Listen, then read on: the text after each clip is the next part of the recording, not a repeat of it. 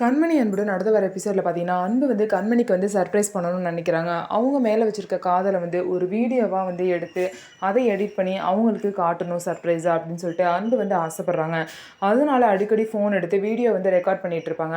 ஆனால் கண்மணி பார்த்தீங்கன்னா இதெல்லாம் பார்த்த கண்மணி என்ன அன்பு வந்து டிஃப்ரெண்ட்டாக நடந்துக்கிட்டாரு, நம்ம கிட்ட போனாலே வந்து ஃபோனை வந்து மறைக்கிறாரு, ஃபோனை வந்து மூஞ்சிக்கிட்டே வச்சு அவர்கிட்ட பேசுகிற மாதிரியே பண்ணிகிட்டு இருக்காரு அப்படின்னு சொல்லிட்டு கண்மணிக்கு வந்து பார்த்தீங்கன்னா கொஞ்சம் குழப்பமாக இருக்குது. இதனால கண்மணி பார்த்தீங்க அப்படின்னா கார்த்திக் கிட்ட போயிட்டு, உங்கள் அண்ணன் கொஞ்ச நாளாக சரியில்லை, என்னென்னமோ பண்ணுறாரு, இந்த மாதிரி ஃபோனை முன்னாடி வச்சு பேசிக்கிட்டே இருக்காரு, போனால் வர மறைக்கிறாரு, எனக்கு பயமாக இருக்குது கார்த்தி அப்படின்னு சொல்லிட்டு கண்மணி வந்து சொல்கிறாங்க.